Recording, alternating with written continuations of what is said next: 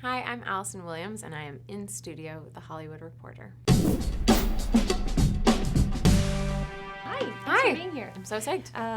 So you're in the new movie, The Perfection. Yes. And it is about you play a cello player. Yes. You're sort this of, is going to be interesting to see you try to describe it. I know, I'm like, how do I do a quick log line? It's, so you're a cello player, you sort of connect with another cellist who is a member of a former company that you played with.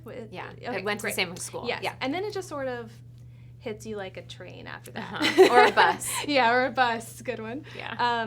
It sort of starts off like a love story. I mean, for me watching it, when the bugs start to happen was the most shocking like turning point in the beginning. Yes, there are a couple that come after that. When you're reading the script, was that going through your head also? Like, yes, 100%. I also it was one of those things. Richard Shepard, who's the director, who I love and worked with on Girls, texted me and said, I'm having a script sent over to you physically, like a physical script. Yeah. And it's insane, and you need to call me immediately when you finish it. And I was like, okay, I cannot wait. And I started reading it, and I was just like, oh my God. And I kept trying to predict where I thought it was going to happen, because I would have been very let down if I had been right, but also satisfied that I was right. And I was so wrong the entire time. I had no idea where things were going. Yeah. And so it was just exciting in that way. Like, I truly could not predict where it was going. I couldn't wrap my head around who Charlotte was, but I knew that there was I knew I was being shown sides of her without being exposed to the entire character throughout the script. And of course, all of those moments on screen that feel like were shocking reading as well. And I thought that was a good sign, and it intrigued me. Yeah. What was one of the more shocking moments for you to see come together on, like, when you saw it for the first time? Oh, that's such a good question. The first time, from like the hand moment, and it rewinds and shows you everything from Charlotte's point of view. In the script it was very cool, but on film it's so much better in terms of being able to tell that story and visually like express the same shots that you saw just on the other person and flipping everything around. And I just love what that says about perspective and point of view, that the same events can be seen through two different lenses and tell a completely different story about what's going on when you're dealing with people that aren't always being totally straight with either the person they're with or the audience in general. She's sort of like the unreliable, not narrator, but you know what I mean? I know. But she is, yes. The whole idea is that at the beginning you, which I'm sort of hoping Get Out helped with, from the minute you see Charlotte on screen, you're like, I don't trust that person. I don't feel great about her going off on a trip with this girl, and I feel protective of Lizzie. I don't know that I trust Charlotte to take care of her or to not hurt her. Yeah. And I think that whole period, that whole first act is sort of confirming that. You go back and forth, well, I don't know, maybe she's kind of taking care of her, it seems kind of nice, and then it just reinforces that when it goes back in time and shows it to you again. Yeah, it's very tricky. Yes. The little things, the little clues here and there that you then, are revealed later. You're like, oh yeah, the pills, that was kind of... yes, I guess that was weird. I guess I saw a pill bottle, yes, that's true. Exactly. Exactly. What about Charlotte did you connect with, though? I seem to be drawn to people who have layers to both their personalities and to their motives and actions in any given time. And I think it's one of the things that's always been fun to me about acting is being able to play someone who might just seem duplicitous, or who is actually duplicitous, or at least who just is not an accurate representation at all times of who they are, because I don't know any human beings like that. And so, yes, this is sort of an extreme version of that, but I'm very, I love getting into a character and figuring out, like, okay, who are they at their core, and then who are they presenting to the world, and what is the gulf there, and what widens it or makes it more narrow, and how do they feel about that? How do people interact with them? Why is this the mask they've chosen to wear in the world, and at what point, if ever, does it come off? Right. And you're a bit of a musician, dare I say, yourself. I know you sing. Yes. Was the music, how quickly did you pick up the cello? Because you have some training, right? Yes, it was really, really hard. I'd never played, I played guitar for an episode of Girls, but it didn't come very naturally to me. I played piano when I was younger. But the cello was so hard to learn. Even just holding it properly is difficult, let alone being able to play something on it. And to play it as if you were a prodigy at one point, no pressure. And playing these really complicated pieces of music that are hard for professional cellists to play. So it was tricky. It was fast. to learn quickly, but it was a great challenge.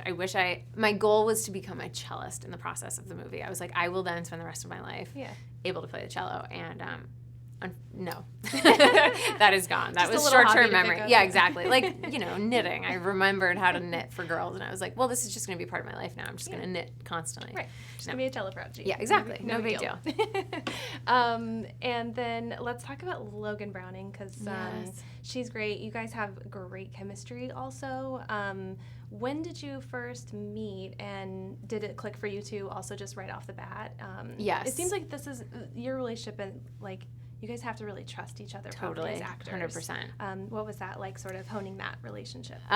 So easy. I was a fan of hers from watching Dear White People, and so I was predisposed to love her. But then when we started working on the movie, first like over email and text, and then we finally met in person, it was just an instant, very easy working relationship. And we were on the same page, and we were all, the two of us with Richard, spent a lot of time working on the script and scenes and stuff, doing prep for the movie. I think that really helped get us closer, because it meant that by the time we were on set, because it was a fast shoot, we had already talked everything to death, and we knew exactly what was going on. And so you develop a kind of shorthand of facial expressions or looks or whatever that can stand in for something that you'd already discussed or established or whatever it is. And so I just think Logan is so talented. I love watching her on screen. I think she's totally electric and mesmerizing, and I think she does a beautiful job in this movie. And so I was so psyched when she came on board.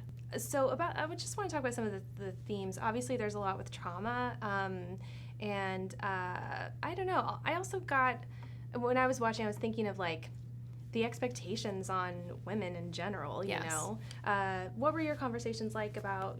Is that something that you're constantly thinking of whenever you're filming this and developing your character? 100%.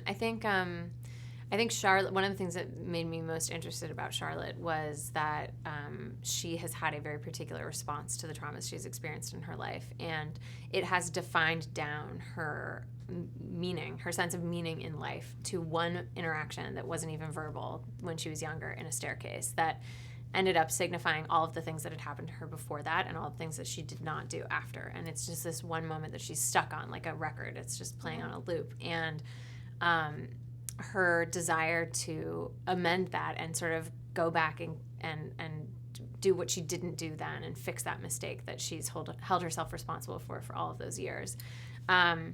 And I also think that it's taken to extremes, but the fact that she isn't totally clear about any of it, and she's just sort of flailing through figuring it out and dealing with it, and has a kind of messed up plan as to how to make things right, to me rings true, because it's not such a specific, careful, clear response that you have to some of this stuff, and everyone deals with it differently. And I think that sense of like what's expected of you in terms of your behavior, in terms of your level of professionalism, in terms of your attitude towards everything, in terms of your ability to just get over something and accept it as part of the process and deal with it, and the physical expectations, the skill level, the inability and the lack of room for mistake, all of that is sort of tied into this story and helps support the buttress that is the most screwed up thing about the world that the movie's describing. Definitely. Okay, can we just talk about the last chapter? Yes. I guess, or part or chapter. Yeah. That was, it just, like I said in the beginning, it just sort of twists and turns, and you're on this crazy, journey, and the last one in particular is quite shocking. Yes. Can you tell me a little bit about filming those scenes, especially the physical scenes, whenever you're, you have the sort of fight scene at the end, and then also the duet that you play at the end. How are your rehearsals, and how is all of that for you as an actor also? Do you get nervous going into something so physical? I'd never really done anything like that before, so I didn't know how I was going to feel about it. I was wearing the camera for a large portion of that, and so that was my chief concern, was like breaking a camera, and it was heavy, and it felt very weird because it's sort of strapped to a thing that's on your waist, and it's weird to do fight choreography while you're wearing that, but it was really intense, and also you just want to get it right and try to put that out of your mind somehow, the fact that you're wearing a camera, and just sort of play the reality of what's going on and try not to get hurt in the process. There's definitely a catharsis to it, though, because our mission was, in that moment, was something that I think felt very earned in my thinking of Charlotte and how she's feeling, as sort of wild and insane as it is. And then for that last shot, that description of that shot in the movie, in the script, was sort of the thing that like cemented my wanting to do it, because I think it's so symbolic and it's a very striking and arresting image that I couldn't get out of my head, and I think it's hard to forget. So you mentioned earlier Get Out, and now we have The Perfection. Do you think, why are you sort of drawn to this? Listen, my shrink is trying to figure this out too, and my friends and family, they're like, okay, it was cute at first, but now we're starting to get a little worried. I think this genre just allows for the most freedom and being able to explore these tough, like really sensitive issues and topic areas without in a new way. Like I think often our conversations about these issues get sort of stuck in their grooves. We're so used to talking about them in a certain way. And what psychological thrillers do is it allows you to take it out of those grooves and put it on another path entirely and say, like, what does this do for the conversation? Does this make people think about this in a different way? And I also think the characters are just crazy and weird and interesting and complicated in a way that, because the genre allows for so much, you can really sort of stretch it to the limits. And I don't know. I read scripts of all kinds, and these were the first two that I felt I really have to do this.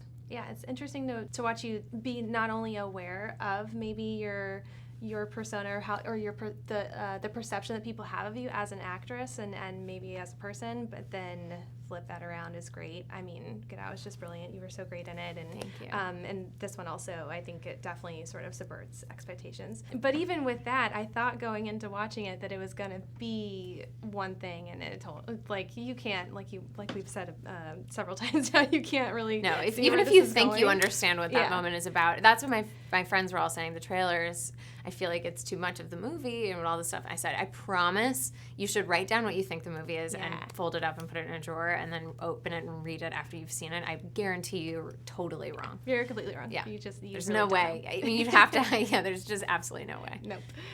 Okay, last question. If let's just say there was maybe a spin-off or a prequel, I guess it could be a sequel of The Perfection, what do you think it should be about? What would you want it to be sequel? About? Or it could be a spin-off or a prequel. I don't know. What would you think? I would like to think that the two of them reopen the academy, and it's just run by women, and it's a place of like love where you can make mistakes and it's totally fine, and they are reimagining the idea of what it means to do something because you love it rather than doing it because you're being made to, and also you're expected to be perfect the whole time. What do you think they did with Anton, though? What do you think they did?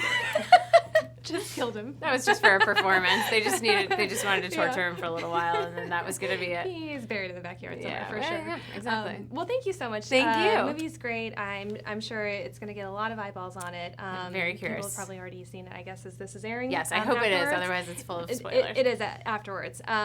We should have said at the beginning there are major spoilers. So why would you be watching this if you hadn't already seen the movie? Don't. But no, you're great. Thank you so much for being here. Thanks for chatting, and thank you all for watching. Thanks.